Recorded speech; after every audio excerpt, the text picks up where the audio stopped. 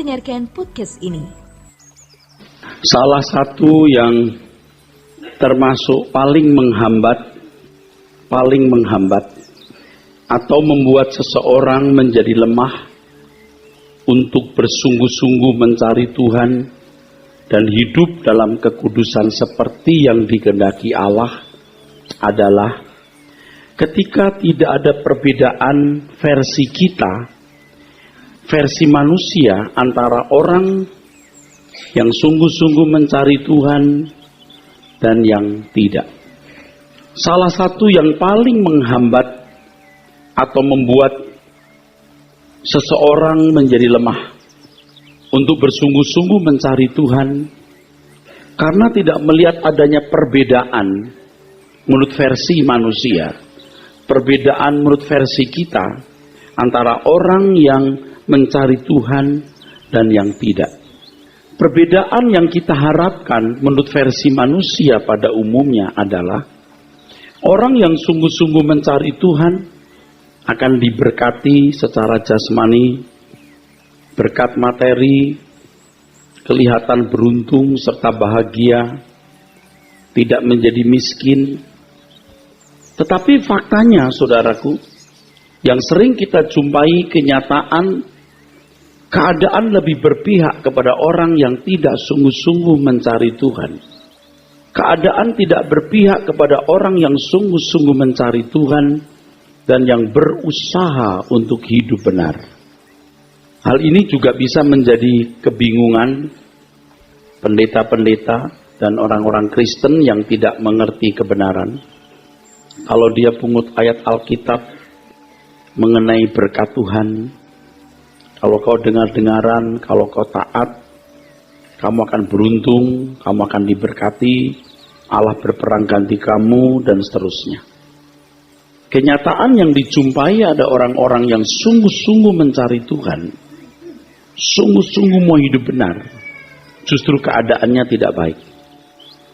Fenomena ini, saudaraku, sudah ada bukan hanya zaman kita, tapi zaman pemazmur juga ada fenomena ini. Masih di Mazmur 73. Kita melihat Mazmur 73. Ayat 3 sampai 7. Lalu ayat yang ke-12. Mazmur 73 ayat 3 sampai 7 dimulai.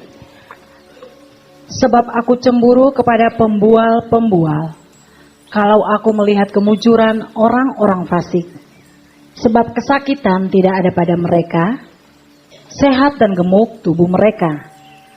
Mereka tidak mengalami kesusahan manusia, dan mereka tidak kena tulah seperti orang lain.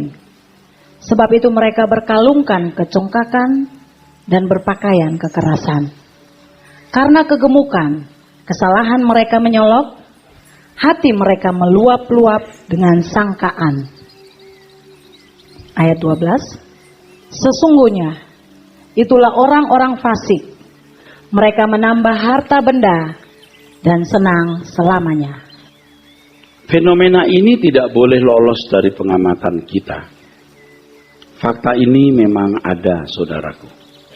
Bahkan di Perjanjian Lama, pengalaman orang benar, pengalaman orang yang menjaga dirinya dari dosa, ya, ternyata tidak mengalami keberuntungan. Keadaan tidak di pihak dirinya.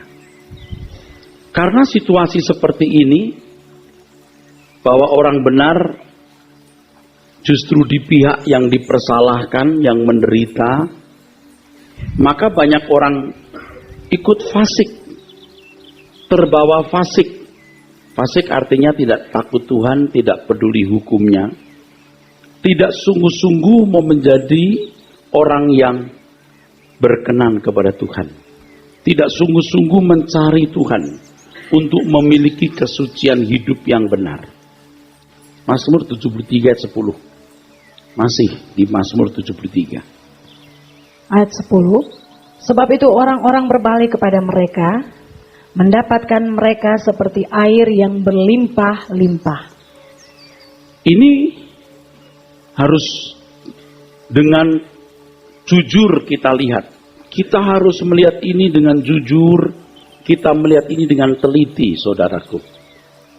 Orang yang sungguh-sungguh mencari Tuhan, sungguh-sungguh mau hidup tidak bercacat, tidak bercela, sungguh-sungguh mau hidup kudus, keadaannya tidak berbeda dengan orang yang tidak sungguh-sungguh. Bahkan keadaannya kadang-kadang lebih sulit. Nah, tidak ada perbedaan menurut versi kita, versi manusia. Mestinya yang sungguh-sungguh mencari Tuhan, mestinya yang sungguh-sungguh mau hidup tidak bercacat, tidak bercela, lebih diberkati, lebih beruntung, lebih dilindungi Tuhan, lebih diistimewakan Tuhan. Tetapi ini orang yang tidak benar malah nampak lebih beruntung, nampak dia lebih bahagia. Kalau tadi dikatakan senang, sehat dan senang selamanya, artinya di bumi ini senang terus. Nah saudara, akhirnya kelompok orang ini lebih banyak, yang fasik ini lebih banyak. Kalau saudara membaca lebih lengkap, melawan Tuhan. Ya, dia menentang langit, dia sombong, dia melawan Tuhan. Faktanya juga begitu, banyak orang yang tidak berani sungguh-sungguh mau hidup berkenan di hadapan Tuhan. Tidak banyak orang yang sungguh-sungguh mau hidup tidak bercacat, tidak bercela. Dan sikap seperti ini di dalam konteks hidup orang Kristen itu berarti melawan Tuhan. Melawan Tuhan bukan berarti Anda tidak beragama, tidak bergereja, melakukan pelanggaran moral. Saudara barangkali masih beragama. Saudara jadi orang Kristen yang ke gereja, dipandang dari kesantunan hidup dan moral umum, Anda tidak bisa dijerat oleh suatu kesalahan. Tetapi saudara menolak menjadi corpus delicti. Saudara menolak menjadi orang yang tidak bercacat dan tidak bercela. Itu sama dengan melawan Tuhan. Kalau dari tempat ini Bogor 60 km, Anda diperintahkan ke Bogor, tapi Anda ke Sentul, walau hanya beda 8 km, Anda tetap termasuk memberontak.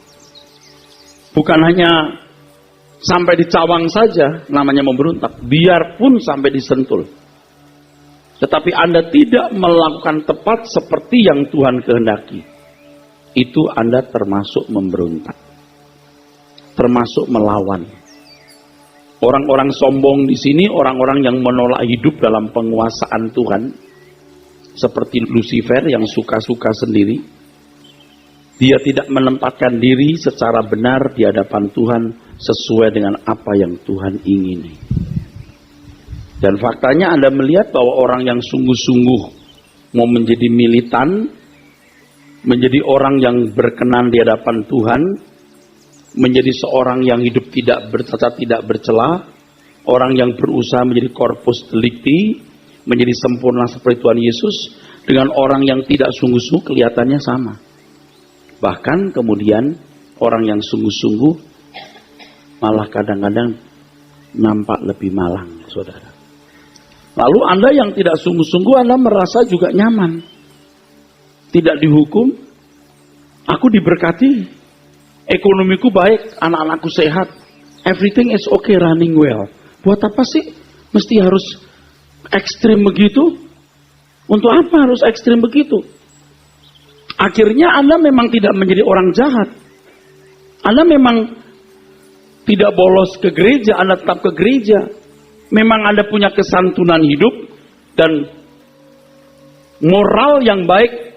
Anda tidak bisa dijerat oleh hukum atau satu kesalahan. Tetapi di hadapan Tuhan saudara melawan. Saudara memberontak, saudara. Itulah sebabnya banyak orang yang tidak sungguh-sungguh mencari Tuhan. Dan yang mencari Tuhan dengan sungguh-sungguh ini bisa bingung atau bisa frustasi. Mazmur 73 masih. Ayat 13 dan ayat yang ke-16.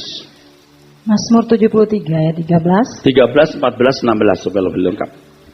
Ayat 13 sampai ayat 16. Sia-sia sama sekali aku mempertahankan hati yang bersih. Ya, percuma. Terus? Dan membasuh tanganku tanda tak bersalah. Namun sepanjang hari aku kena tulah dan kena hukum setiap pagi. Ya, tulah. Tulah di sini dalam bahasa aslinya nagal, yang berarti serangan, strike, serangan. Sedangkan hukum di situ tokecha dalam bahasa Ibrani yang artinya rebuke, correction, reproof, teguran atau koreksi. Setiap pagi aku mendapatkan serangan, setiap hari aku mendapatkan teguran, aku mendapatkan peringatan, aku mendapatkan koreksi. Terus?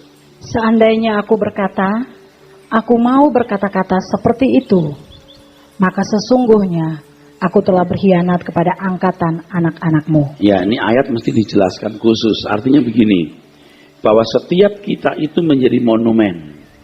Monumen yang membuat orang lain jadi baik atau jadi jahat. Kalau orang tua itu jadi monumen, apakah anak jadi jahat atau jadi baik? Kalau aku berkata-kata seperti ini, percuma aku jadi baik, percuma aku benar. Kamu berkhianat kepada generasi berikut. Karena generasi berikut tidak menemukan contoh. Yang dilihat orang ngawur seperti itu. Nggak sia-sia loh hidup benar itu. Tapi kamu memandang itu sia-sia. Orang tua itu jadi monumen, saudara. Jadi contoh yang menentukan generasi berikutnya rusak atau baik. Terus? Tetapi ketika aku bermaksud untuk mengetahuinya, hal itu menjadi kesulitan di mataku. Iya, dia frustasi. Kenapa yang sungguh-sungguh seperti ini harus mengalami kesulitan demikian? Nah, Bapak Ibu perlu ketahui bahwa tidak banyak orang yang sungguh-sungguh memiliki niat menjadi corpus delicti. Betul-betul ingin jadi anak Tuhan yang berkenan di hadapan Tuhan, yang tidak bercacat, tidak bercela, bermoral Allah, tidak banyak. Nah, kalau saudara memiliki tekad komitmen untuk itu, saudara akan digarap Tuhan secara khusus, secara istimewa. Nah, saudara harus siap untuk menghadapi segala sesuatu yang terjadi. Nah, kalau saudara masih berpendirian bahwa sungguh-sungguh dalam Tuhan dengan yang tidak sungguh-sungguh sama saja. Yang penting kita jangan jahat deh. Yang penting kita jangan tidak ke gereja. Yang penting kita jangan melanggar moral. Ini melawan loh. Ini sikap melawan loh. Dan sikap seperti ini banyak di dalam gereja. Dan dilegalisir sebagai tindakan yang tidak bersalah.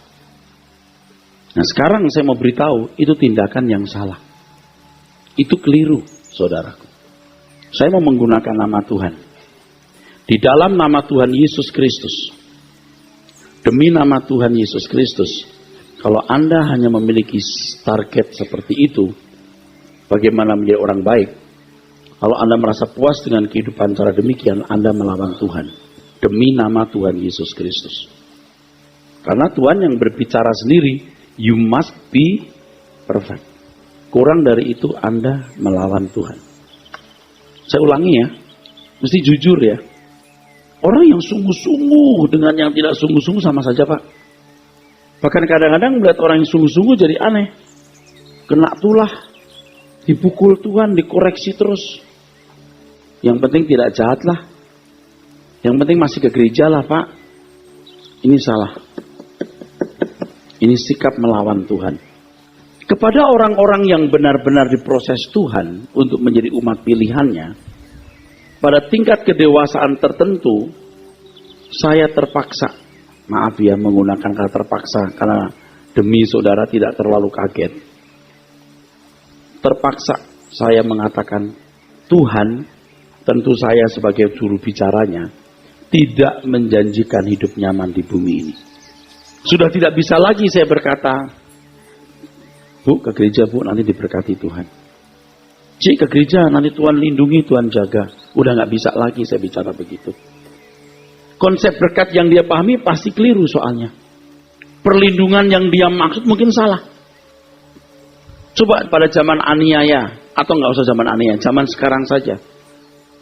Kita sering diperlakukan tidak adil oleh kelompok mayoritas. Dan Tuhan seperti tidak berdaya menolong kita. Apalagi zaman aniaya, saudara.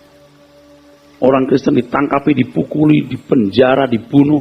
Seakan-akan Tuhan tidak membela dan Tuhan seakan-akan tidak berdaya. Kalau saya berkata, setia sama Tuhan, Tuhan lindungi. Kalau ditangkap, anaknya dipancung, percaya sama Tuhan Bu, dan Tuhan berkati. Tuhan habisi hartanya. Karena pada waktu dia memperoleh harta itu, tidak halal. Atau ada cara-cara yang masih salah yang dilakukan dalam bisnisnya. Tuhan bersihkan. Dia berkata, aku tidak salah, orang lain juga buat. Ya, standar orang lain baik, tapi standar Allah kamu salah. Ini orang-orang istimewa. Saya hanya mau mengajarkan hal yang istimewa itu, yang ideal itu. Karena Tuhan tidak punya produk lain kecuali produk ini. Jadi kalau ada produk lain yang ditawarkan, itu bukan produk asli. Itu bukan made in Jesus. Itu made in yang lain yang dimasukkan dalam tokonya Tuhan. Tokonya Tuhan harus menjual atau menawarkan satu produk made in Jesus. Made in Jesus itu begini, you must be perfect.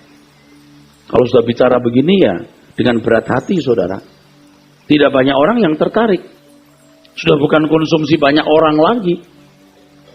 Tetapi Alkitab tidak mengajarkan yang lain. Alkitab mengajarkan ini. Kalau ada orang beragama lain, entah dari agama apa begitu, masuk dalam gereja, lihat cara hidup orang Kristen, dia akan berkata tidak beda dengan agama lama saya. Tapi kalau ketemu dengan saya dan mendengar khotbah ini, dia baru bisa berkata, memang Kristen beda. Kenapa kita harus sampai tingkat ini? Karena kita memang mau diangkat ke dalam kemuliaan. Masih di Mazmur yang sama, ayat 24. Dengan nasihatmu, engkau menuntun aku, dan kemudian engkau mengangkat aku ke dalam kemuliaan. Ya.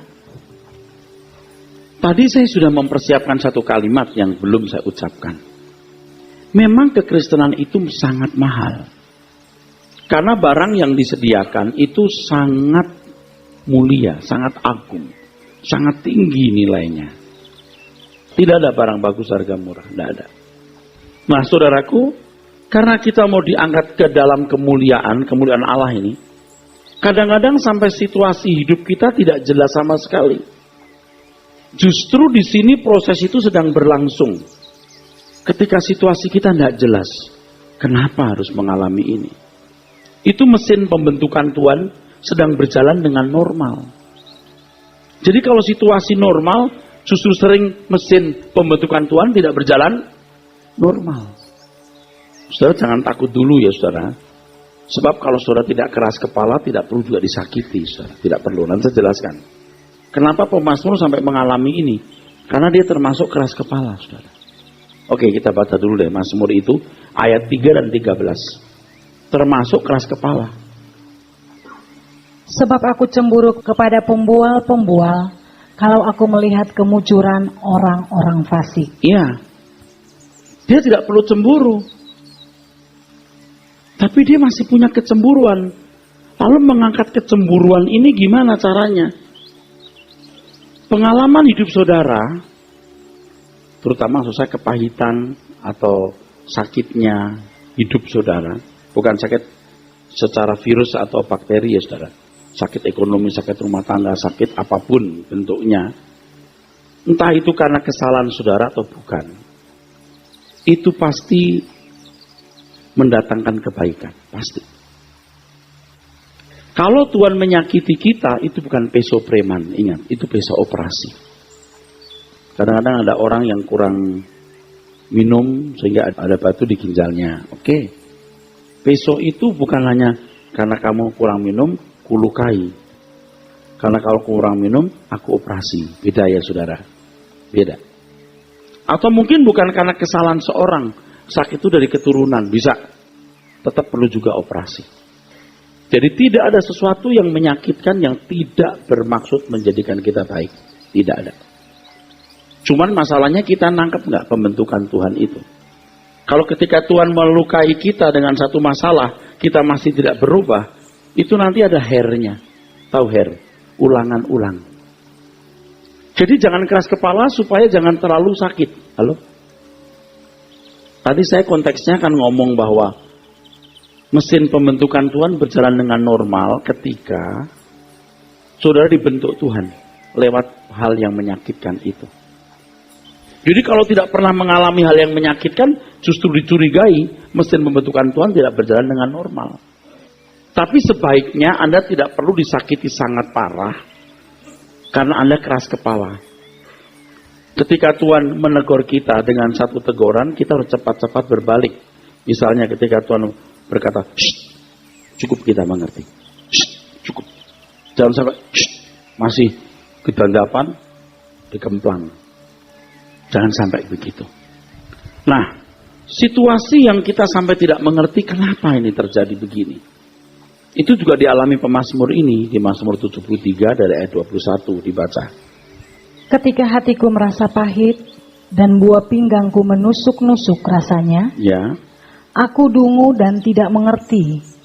Seperti hewan aku di dekatmu. Saudara mengalami ini tidak? Saya tidak tahu. Pasti orang yang diproses Tuhan itu mengalami, ya. Tidak mengerti kenapa terjadi ini. Seperti hewan. Artinya tidak berakal, tidak mampu menganalisa, tidak mampu mengerti mengapa terjadi hal ini. Tapi tadi ada sebutan cemburu tadi, sikap cemburu itu, ya, ayat yang ketiga ya. Dan 13 juga termasuk bengkoknya orang ini. Coba baca lagi 13.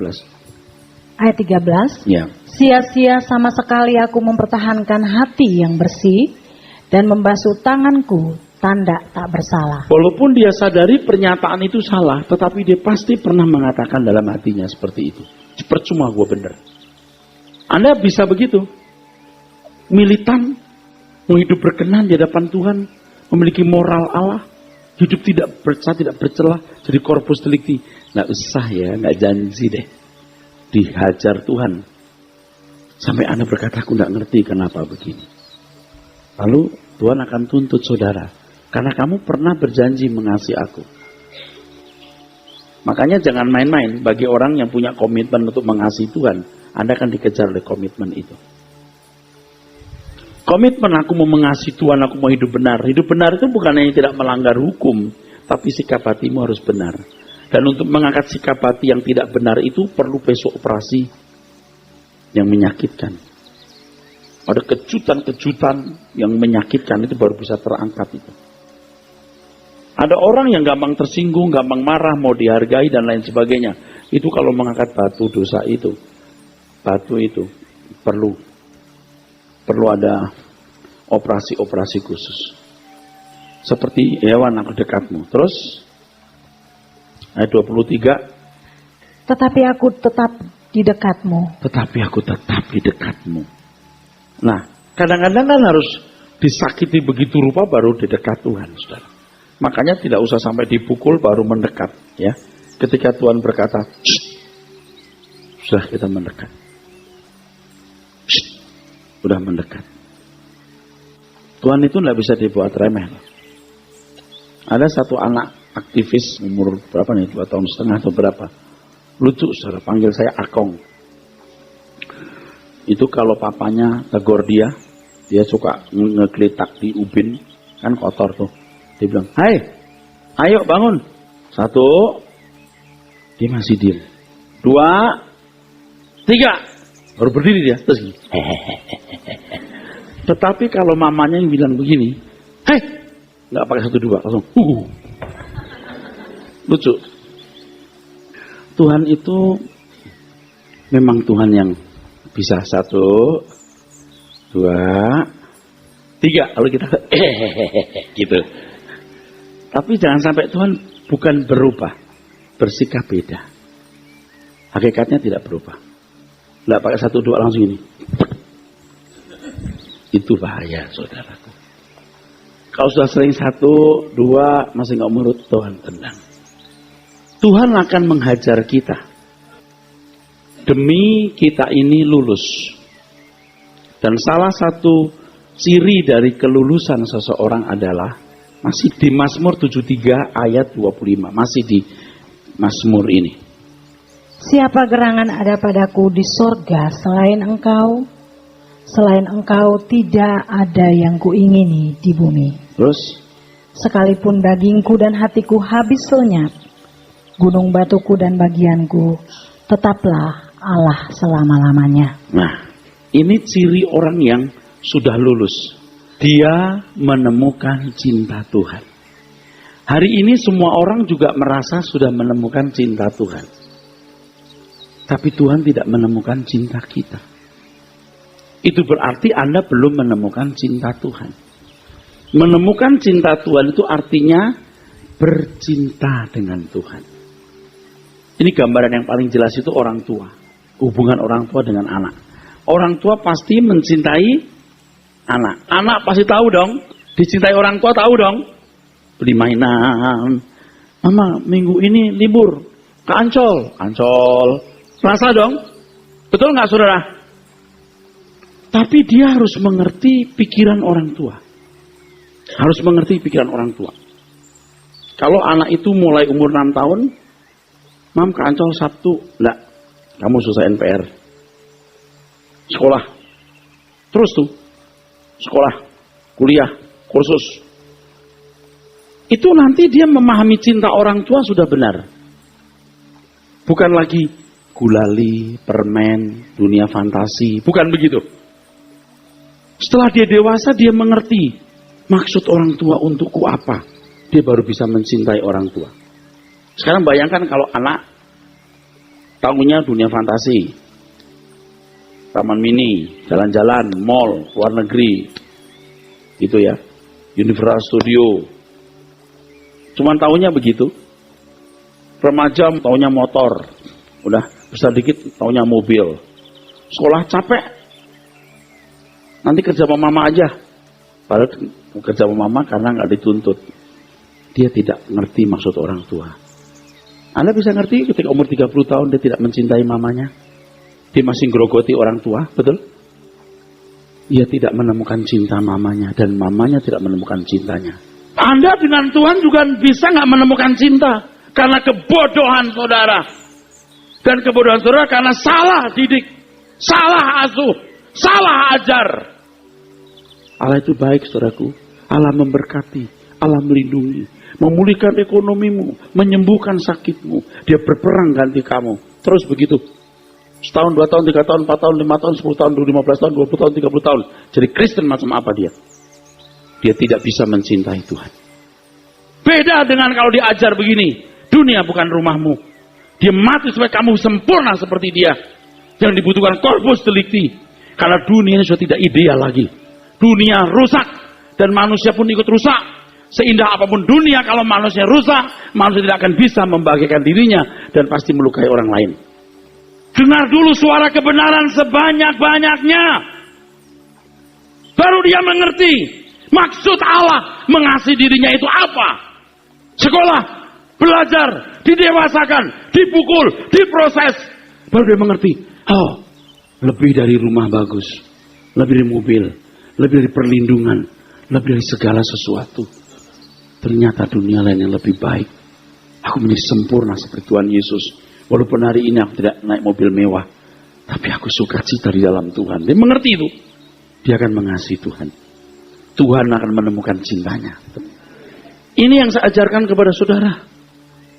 Anak yang tidak mengerti hati orang tua. Tidak akan bisa mencintai orang tua. Setuju? Ia tidak menemukan cinta orang tua. Atau dia menemukan cinta yang salah. Dia pikir cintanya orang tua itu dalam bentuk gulali. Universal Studio. Motor, mobil. Bukan. Kecuali orang tua jahat. Orang tua yang baik. Cintanya dalam bentuk sekolah. Kuliah. Suruh kerja. Setelah dia dewasa. Dia baru mengerti. Betapa baik orang tua baginya. Mampannya jahit. Klek zaman dulu. Anaknya suruh ke tukang obras. Pulang tolonglah itu dibedah nak. Dia lihat temannya main-main, dia masih bedah baju orang. Tapi suatu hari dia tahu bahwa apa yang dikasih orang tua itu membuat dari orang kaya, orang yang berhasil, orang yang kokoh, yang kuat, yang mandiri. Dia tahu itu kasih orang tua. Saya ajarkan kasih Allah yang benar. Supaya Anda menuruti kasih Allah tersebut dan menyambut kasih-Nya Tuhan. Dengan demikian, Tuhan akan menemukan cintamu.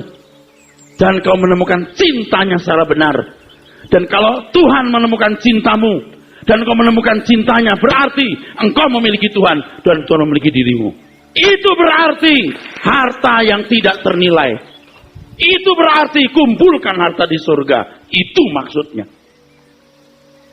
Jadi nggak masalah hari ini saudara kaya atau miskin, sedang punya masalah atau apa. Semua itu merupakan proses pembentukan Tuhan. Sampai akhirnya saudara bisa berkata seperti pemazmur berkata. Anda tahu betapa jahatnya ajaran-ajaran yang tidak membawa orang kepada kebenaran itu. Saudara harus menemukan cinta Tuhan yang benar. Dengan cara apa? Dengarkan khotbah saya terus. Nggak ada jalan lain. Ikut suara kebenaran, dengarkan khotbah terus setiap hari. Anda baru ngerti, itu loh maksud Tuhan menciptakan diriku. Itu loh maksud Tuhan menyelamatkan aku. Aku menemukan, what is the reason I live? Apa alasan aku hidup? Setelah menemukan itu, engkau baru bisa mencintai Tuhan dengan benar. Cinta Tuhan tidak hanya dibuktikan dalam bentuk berkat jasmani, keadaan yang baik dan nyaman. Justru itu tempat yang licin. Ketika saudara nanti terangkat, kalau saudara terangkat itu, Anda lihat rumah Anda, mobil Anda, istri, anak-anak, atau suami, atau anak-anak Anda lewat. Anda seperti yatim piatu. Tapi kalau saudara dikasih Tuhan, dia pasti orang pertama yang menjemput saudara. Anda tidak akan pernah menyesal mendengar khotbah ini. Jangan mencintai dunia. Jangan mencintai dunia. Anda berkata, saya jadi orang baik-baik saja. Saya nggak jahat. Tetapi engkau menikah dengan dunia. Engkau menikah dengan dunia. Kalau engkau menikah dengan Tuhan, engkau mempelai Kristus. Engkau harus menjadikan Dia segalanya dalam hidupmu. Camkan apa yang saya katakan ini.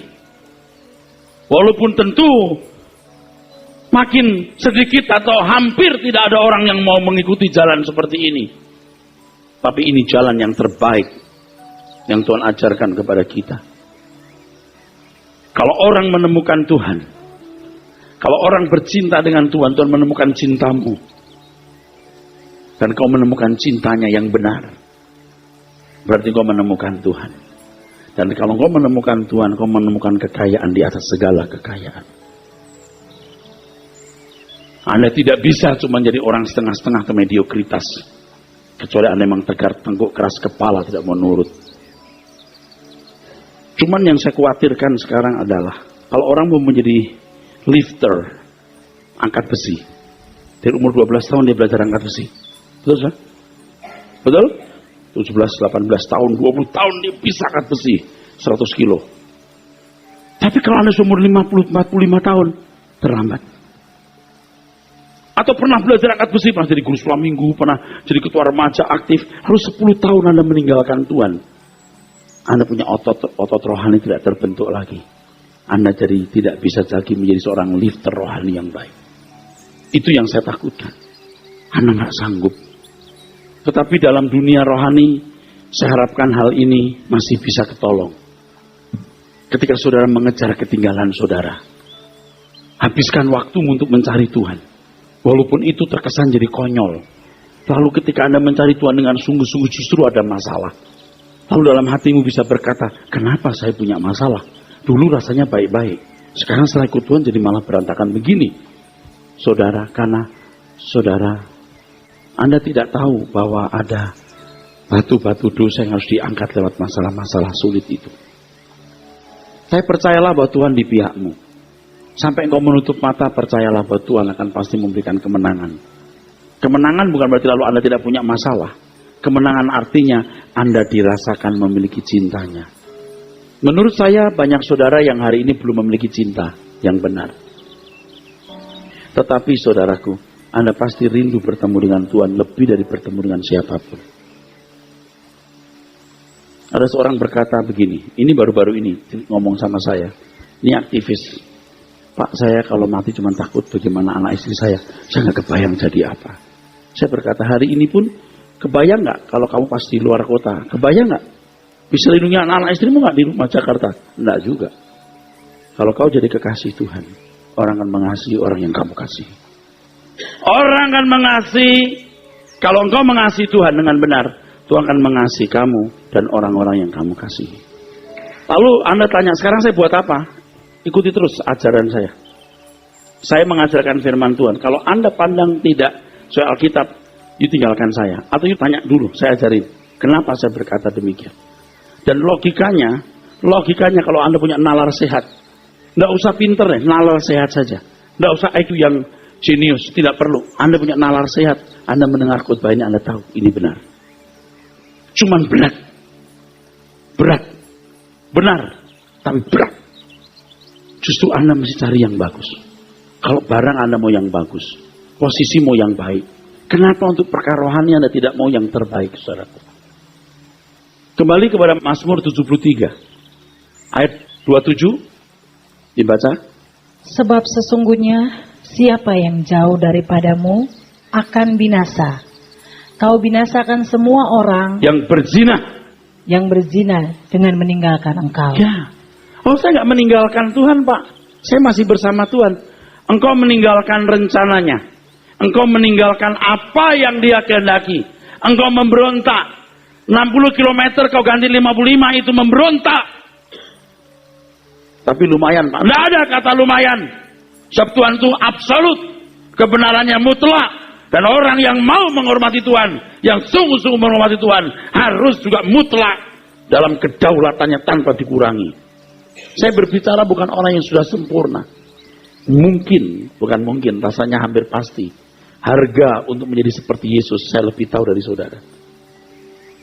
Kalau saya tidak lebih tahu, kayaknya saya nggak layak mengajar di sini. Saya lebih tahu harga itu. Tapi saya juga belum membayar dengan baik. Saya tahu betapa mahalnya. Tapi saya tidak punya pilihan lain. Saya harus melakukan dan membagikan, mengajarkannya. Supaya kita bersama-sama mengenakan kebenaran yang sama. Saya tanya, saudara itu bisa berubah nggak ya dengan khotbah begini? Kalau sudah bicara sampai tingkat ini memang hampir tidak ada orang yang mau nurut. Ini kebenaran. Senekat ini loh kita belajar. Senekat ini jarang, saudaraku. Ayat 18. Sesungguhnya di tempat-tempat licin kau taruh mereka. Nah, kalau Anda punya tempat sudah mulai licin, Tuhan kasih masalah.